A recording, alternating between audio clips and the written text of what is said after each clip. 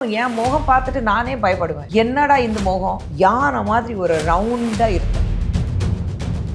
ஆனா இந்த மக்கள் குஷ்பு மட்டும் வெயிட் லாஸ் பண்றதை ஏத்துக்கவே மாட்டேங்கிறாங்களே. இந்த அளவுக்கு அன்பை சம்பாதிச்சதை நினைச்சு பெருமைப்படுறீங்களா இல்ல இது தேவைன்னு நினைக்கிறீங்களா? 55 வயசு ஆகுது. ஓகே. இந்த வயசுலயும் பிபி கிடையாது, சுகர் கிடையாது. இது ரெண்டுமே வரக்கூடாது. இது ரெண்டுமே டிக்கிங் டைம் பாம்பு. இன்னும் 2 kg போட்டிருந்தா அண்ணாத்த பண்ணும்போது ஒரு 100 செஞ்சுரி டச் பண்ணிட்டு 98 kg இருந்தது. வீடு பெரிய வீடு. ஸோ மேலே கீழே போகும்போது முட்டி வலி, மூச்சு வாங்குறது, ஓட முடியல, ஓடனாக்க மூச்சு வாங்குறது. என் முகம் பார்த்துட்டு நானே பயப்படுவேன். என்னடா இந்த முகம் யானை மாதிரி ஒரு ரவுண்டா இருக்கு. நான் வரும்போது ஒல்லி பிச்சாண்டியா இருந்தேன். அப்போ ஏத்துக்கிட்டாங்க. அப்புறம் ரொம்ப குண்டானேன். அப்போ ஏத்துக்கிட்டாங்க. I still remember. Khushbu weight ஏத்திட்டே போறா, அவ எங்க போய் நிக்க போறான்னா தெரியல, ஹீரோயினுக்கு இது சரியில்லை. மேம், வீட்டில் இருந்து இப்போ அடுத்த ஹீரோயின் இண்டஸ்ட்ரிக்கு வந்தாச்சு. சீனியர் ஆர்டிஸ்டாக உங்களுடைய இன்புட் என்னவா இருந்தது? ஒய் மலையாளம் இண்டஸ்ட்ரியில் டெபியூட்? Zero input. ஏன் ப்ரொடக்ஷன் ஹவுஸ் வச்சிருக்கேன், அவளை இன்ட்ரடியூஸ் பண்ணணும்னா நாங்களே இன்ட்ரடியூஸ் பண்ணியிருக்கலாமே. குஷ்பு மாதிரி இருக்காளா, குஷ்பு மாதிரி நடிக்கிறாளா, குஷ்பு மாதிரி டான்ஸ் பண்ணுறாளா, குஷ்பு மாதிரி சிரிக்கலாளா? ஏன் அவந்திகாவே இருக்கட்டுமே, ஏன் குஷ்பு மாதிரி இருக்கட்டும்? முறைமாமன் நான் ஃபர்ஸ்ட் சாய்ஸ் கிடையாது. நான் இன்னி வரைக்கும் அவர் திட்டுவேன். ஏன் மேம்? ஏன்னா ஆஸ் எ டைரக்டர் மீனா அந்த கேரக்டர் பண்ணால் நல்லா இருக்கும் அவருக்கு தோணும். ஓகே. பட் டெஸ்டினி, இந்த பிசாசு நீ சந்திக்கணும், வாழ்நாள் இந்த பிசாசோட தான் நீ வாழணும். யார் வேண்டாம் சொன்னியா, சாகுற வரைக்கும் இவதான் ஒரு தலையில எழுதி வைக்கிறேன். ரொம்ப ரொமான்டிக்கா சொன்னாரு. யார் அவரா? நானும் ரொமான்டிக்கா தேவதையை சந்திச்சேன்னு என்கிட்ட. அவர் தேவதையை சந்திச்சு என்கிட்ட இது வரைக்கும் சொன்னது. ஐ பின் வெரி பர்டிகுலர். நான் எந்த மாதிரி கேரக்டர் பண்ண போகிறேன் அது ரொம்ப முக்கியம். 10ல் 11 இருந்துட்டு நான் காணாமல் போகக்கூடாது. சில தவறுகள் நடந்திருக்கு, அதனால மீண்டும் அந்த தவறுகள் தொடர்ந்து பண்ண வேண்டாம். வெயிட் பண்ணி. Welcome to cinema express. கூட எவர்கிரீன் ஆக்ட்ரஸ் இருக்காங்க. வணக்கம். நல்லா இருக்கும். தொடர்ந்து பொலிட்டிக்கல் இன்டர்வியூ, பொலிட்டிக்கல் ஃபைட் இருந்தன மத்தியில கம்ப்ளீட் சினிமா அப்படிங்கிற ஒரு எபிசோடே உங்களுக்கு எப்படி ஃபீல் ஆகுது? நல்லா இருக்கு, கொஞ்சம் டிஃப்ரெண்டா இருக்கு. எங்களுடைய கஷ்ட நஷ்டங்கள் உங்களுக்கு தெரியும். சோ மிஸ் பண்றீங்களா? தொடர்ந்து ஒரு காலத்துல பாத்தீங்கன்னா டெய்லி ஷூட்டிங் போவீங்க, ஈவினிங் ஆனா அது அடுத்த நாள் ஷெட்யூல் இந்த மாதிரி எடுத்துட்டு இருக்கோம்ல, அந்த மாதிரியான ஷூட்டிங் விஷயங்களை நீங்க மிஸ் பண்றீங்களா? பண்ணியாச்சு, பார்த்தாச்சு. இல்ல, நான் சினிமா நீங்க பாத்தீங்கன்னா 2000ல என் கல்யாணம் ஆச்சு. 2010ல பாப்பா பிறந்தா. நான் அப்போலேருந்து கிட்டத்தட்ட 25 வருஷம். ஸோ 25 வருஷமாக நான் டோட்டலாக நீங்கள் பார்த்தீங்கன்னா ஒரு 10 படங்கள் கூட பண்ணியிருக்க மாட்டேன். It was a very conscious decision. பசங்க வளரும்போது அவங்களுக்குள்ள ஒரு நானி கையில் கொடுத்துட்டு நான் ஷூட்டிங்கு போகிறது அதெல்லாம் கிடையாது. டெலிவிஷன் நிறைய பண்ணிட்டேன், ஏன்னா எனக்கு கம்ஃபர்டபுளாக இருந்தது. பசங்க காலையில் ஸ்கூலில் ட்ராப் பண்ணிவிட்டு ஈவினிங் அவங்கள மத்தியானம் பிக்கப் பண்ணிவிட்டு என் கூட ஷூட்டிங் கூட்டிகிட்டு போயிட்டு அங்கே அவங்களுக்கு படிப்பை சொல்லி கொடுக்குறது, ஹோம்ஒர்க் பண்ணி கொடுக்குறது. அங்கேருந்து 6 மணிக்கு மேலே ஷூட்டிங்கே பண்ண மாட்டேன். 6 மணிக்கு வீட்டுக்கு பசங்க அழைச்சிட்டு வருது. ஸோ இது ஒரு ரூட்டீன் இருந்தது எனக்கு. இப்போ பசங்க வளர்ந்துட்டாங்க, 2 பேரும் அவங்கவுங்க இண்டிபெண்ட்டாக இருக்காங்க. ஸோ அப்படி இருக்கும்போது மறுபடியும் சினிமாவில் ஒரு நல்ல கேரக்டர் நான் எப்போவுமே ஐ பின் வெரி பர்டிகுலர். நான் எந்த மாதிரி கேரக்டர் பண்ண போகிறேன் அது ரொம்ப முக்கியம். 10ல் 11 இருந்துட்டு நான் காணாமல் போகக்கூடாது. சில தவறுகள் நடந்திருக்கு, அதனால மீண்டும் அந்த தவறுகள் தொடர்ந்து பண்ண வேண்டாம். வெயிட் பண்ணிட்டு இருக்கேன். மேம், வீட்டில் இருந்து இப்போ அடுத்த ஹீரோயின் இண்டஸ்ட்ரிக்கு வந்தாச்சு. சீனியர் ஆர்டிஸ்டாக உங்களுடைய இன்புட் என்னவா இருந்தது? ஒய் மலையாளம் இண்டஸ்ட்ரியில் டெபியூட்? Zero input. ஏன் ப்ரொடக்ஷன் ஹவுஸ் வச்சுருக்கேன், அவளை இன்ட்ரடியூஸ் பண்ணணும்னா நாங்களே இன்ட்ரடியூஸ் பண்ணியிருக்கலாமே. பசங்க அவங்கவுங்க ஆசைப்படுறது, கஷ்டப்பட்டு அவங்க வளரணும். அடிபட்டு கீழே விழுந்து அடிபட்டாலும் பரவாயில்ல, நல்லது தான்.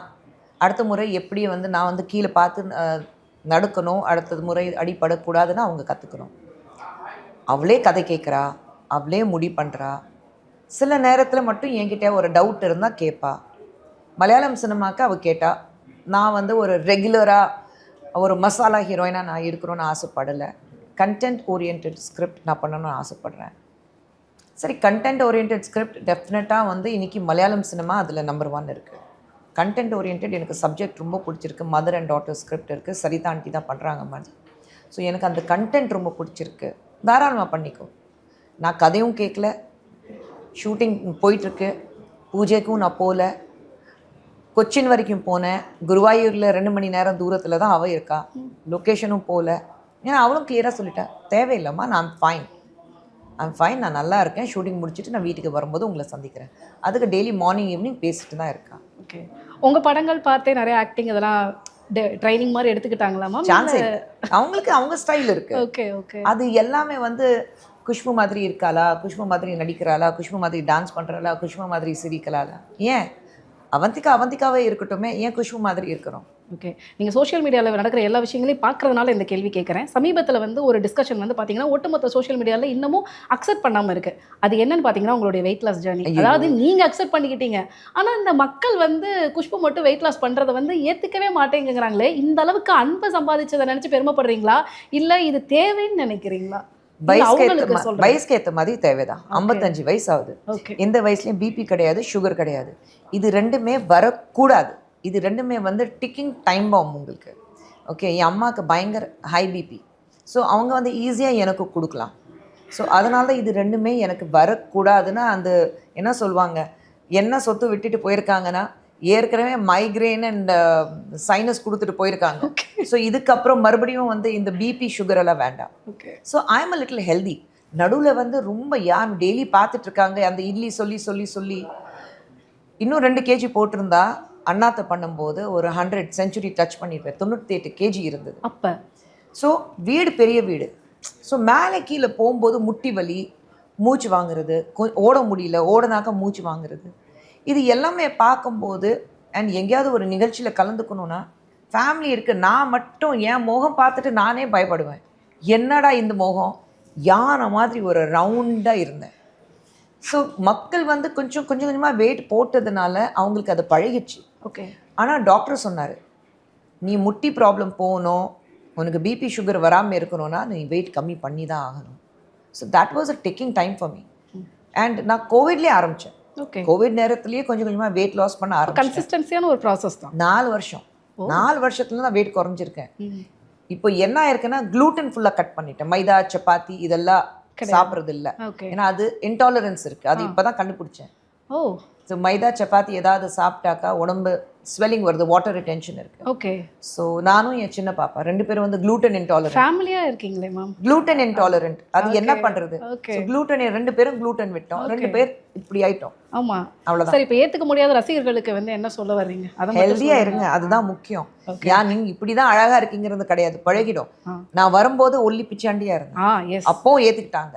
அப்புறம் ரொம்ப குண்டானேன், அப்போ ஏற்றுட்டாங்க. ஐ ஸ்டில் ரிமெம்பர், நான் வந்து சின்ன தம்பிக்கு அப்புறம் சில படங்கள், சிங்காரவேலன், அதுக்கப்புறம் வந்து முறைமாமன் இருக்கு, பட் சிங்காரவேலன், உத்தமராசா, இந்த படங்கள் பண்ணும்போது குஷ்பு வெயிட் ஏற்றிட்டே போறா, அவள் எங்கே போய் நிற்க போறான்னா தெரியல, ஹீரோயினுக்கு இது சரியில்லை, அப்படியெல்லாம் கமெண்ட் வந்தது. அப்போ வெயிட் போட்டிருந்தேன். நான் சிங்காரவேலன் பண்ணும்போதெல்லாம் வெயிட் போட்டிருந்தேன் கொஞ்சம். பாண்டியன் பண்ணும்போது நல்ல வெயிட் போட்டிருந்தேன். ஸோ அப்போ வந்து கமெண்ட்ஸ்லேயே இருந்தது. அப்போ அந்த ரிவ்யூஸ் எழுதுவாங்க பாருங்க, அதில் ஃபர்ஸ்ட் வந்து நான் எப்படி ஒர்க் பண்ணியிருக்கேங்கிறது கிடையாது, Khushbu with extra tyre on the waist, இதுதான் உங்களுக்கு இருக்கும். ஸோ மக்கள் அப்படி கொஞ்சம் கொஞ்சமாக வெயிட் போடும்போது பார்த்து பார்த்து பார்த்து பழகிட்டாங்க. இப்போ இவ்வளோ வருஷமாக வெயிட் பார்த்து பழகினதுக்கப்புறம், வெயிட் லாஸ் ஆனதுக்கப்புறம் அவங்க இஷ்டத்துக்கு பேசிட்டு இருக்காங்க. ஓகே, கடைசி கேள்வி. இந்த கேள்வி வந்து சுந்தர் சி சார் இன்டர்வியூ பண்ணுறப்ப ரொம்ப சிலாகிச்சு சொன்ன பதில். முறைமாமன் படத்தோட ஷூட்டிங்கில் வந்து பார்த்தீங்கன்னா ஒரு பர்டிகுலர் டயலாக் எடுத்திருப்பாரு. கண்ணை இந்த அழகு யார் குடியை கெடுக்கன்னு சொல்லிட்டு ஒரு டயலாக் எடுத்துட்டு, அந்த இதை யார் எழுதுனாங்கன்றப்ப சுந்தர் சி சாருடைய அத்தையை பற்றி சொன்னார். அவங்க அத்தை வந்து இப்படி ஒரு ரியல் கேரக்டர், இப்படி தான் பேசுவாங்க, அங்கேருந்து இன்ஸ்பயர் ஆகி நான் பண்ணேன், ஓவராலாக எனக்கு இருந்த படங்கள்லேயே முறைமாமன் வந்து பயங்கர ஸ்பெஷல் அப்படிங்கிற மாதிரி சொன்னார். உங்களுக்கு அதை பற்றின பர்டிகுலர் மெமரிஸ் இருக்கா? ஒரே மெமரி, இவர் சந்திச்சேன் முறைமாமன் வந்து நான் ஃபர்ஸ்ட் சாய்ஸ் கிடையாது. நான் இன்னி வரைக்கும் அவர் திட்டுவேன். ஏன் மேம்? அவர் வந்து ஃபர்ஸ்ட் சாய்ஸ் நான் கிடையாது. அவர் மீனா தான் அந்த படத்துல நடிக்கணும்னு ஆசைப்பட்டாரு. ஆனா ப்ரொடியூசர் கங்கா கௌரியில ப்ரொடியூசர் தான், இல்ல குஷ்பு மேடம் பண்ணாதான் நல்லா இருக்கும். ஸோ அவர் வந்து ஒரு அரை மனசோட தான் வந்து என்கிட்ட கதை சொன்னாரு. ஏன்னா ஆஸ் எ டைரக்டர் மீனா அந்த கேரக்டர் பண்ணா நல்லா இருக்கும் அவருக்கு தோணுச்சு. பட் டெஸ்டினி, இந்த பிசாசு நீ சந்திக்கணும், வாழ்நாள் இந்த பிசாசோட தான் நீ வாழணும், யார் வேண்டா சொன்னியா, சாகர வரைக்கும் இவதான் தலையில எழுதி வைக்கிறேன். ரொம்ப ரொமான்டிக்கா சொன்னாரு. யார் அவரா? நானும் ரொமான்டிக்கா தேவதையை சந்திச்சேன்னு என்கிட்ட, அவர் தேவதை சந்திச்சேன்னு என்கிட்ட இது வரைக்கும் சொன்னது இன்டர்வியூல இருக்கு மேம். ஐயோ, தேவதை சந்திச்சேன்னா வேற ஏதோ ஒரு மூட்ல இருந்திருப்பாரு. அவர் ரொமான்ஸ்க்கு சம்மந்தமே கிடையாது, ரொமான்டிக்கா பேசவே மாட்டார். ஓகே. நானே இன்னைக்கு வந்து ஏதாவது ஒரு ரொமான்டிக்கா ஒரு வார்த்தை பேசினாக்கா நல்லா தானே இருந்தேன், என்னாச்சு உனக்கு ஓகே. அப்படிதான் இருப்பாரு. ஓகே. ரொமான்ஸ் பத்தி அவர்கிட்ட பேசக்கூடாது. அன்னைக்கு ஏதோ ப்ரப்போஸ் பண்ணுங்கிறதுக்காக ப்ரப்போஸ் பண்ணிட்டாரு, அவ்வளவுதான். ஓகே. ஸோ அந்த ஒரு விஷயம் வந்து இன்னைக்கு வரைக்கும் அப்படியே இருக்கு. கண்டிப்பா. ஸோ ஒரு குயிக்கான டைமில் எனக்கு வந்து சினிமா மட்டும் பேசுறதுக்கான ஆப்பர்ச்சுனிட்டி கிடைச்சதுக்கு நன்றி. உங்களுடைய பெரிய டைம் ஒன்று இப்போயே வந்து அட்வான்ஸாக வந்து புக்கிங்கில் போட்டுக்கிறேன். அந்த எலெக்ஷனுக்கு நடுவில் கொஞ்சம் டைம் ஒதுக்கி ரெட்ரோ வித் ரோஹினிக்கு ஒரு ஸ்பெஷல் எபிசோட் கொடுத்துருங்க. Okay. Thank you ma'am. Talk more. Thank you so much.